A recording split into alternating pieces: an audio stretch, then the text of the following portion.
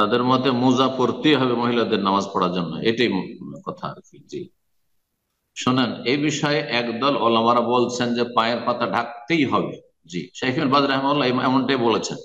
কিন্তু বিংশ শতাব্দীর তিনজন বড় আলেমের মধ্যে আরেকজন হচ্ছেন শাইখ ইবনে বাজ ছাড়া শাইখ ইবনে উসাইমিন, তিনি বলছেন এর কোনো অকাট্য দলিল নেই। সুতরাং এই ক্ষেত্রে দুইজনই শাইখ সৌদি আরবের সবচেয়ে বড় আলেম। জি, বরং সারা বিশ্বের তিনজন আলেমের তৃতীয় হচ্ছেন আলবানী, আর দ্বিতীয় হচ্ছেন আপনার শেখ ইবনে বাজ, আর তারপরে ইবনে উসাইমিন।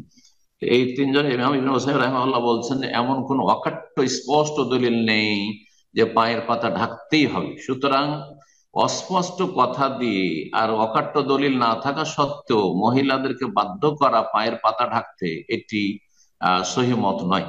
আর এই মতটিকে আমি প্রাধান্য দিয়ে থাকি। আমার যতটুকু কোরআন হাদিসের বুঝ আছে যে পায়ের পাতা ঢাকা আবশ্যক নয়, তবে পায়ের ওপর ভাগ ঢাকা আবশ্যক। ওপর ভাগ অবশ্যই ঢাকতে হবে, মানে এত নামিয়ে দিতে হবে যে টাকনার নিচে এমনকি জমিন পর্যন্ত যাতে আপনার কাপড় ঢেকে থাকে। এমন না যে টাকনার উপরে কাপড় উঠে গেল, এমনটা নয়। পুরুষদের টাকনার উপরে রাখতে হবে, কিন্তু মহিলারা সালাত আদায় করতে গিয়ে টাকনার উপরে যাতে করে কাপড় না উঠে যায়। এজা কানা দের ও সাবেগান হাদিস রয়েছে, যদি আপনার সালোয়ার পাজামা বা শরীরের নিম্নভাগে যে কাপড় রয়েছে আপনার ম্যাক্সি, সেটা যদি লম্বা হয়, হ্যাঁ, আর তাতে যোগাত্তি জোহরা কাদমাই হেমা, যদি পায়ের ওপর ভাগ ঢেকে ফেলে তাহলে কোনো অসুবিধা নেই।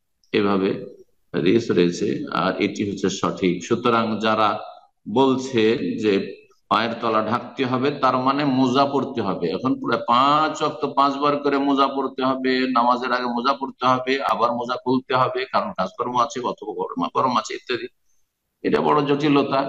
এমন কিছু আপনার দায়িত্ব চাপিয়ে দেওয়া, ফরজ করে দেওয়া, যার কোন স্পষ্ট দলিল নাই। আল্লাহু আ'লাম। জি।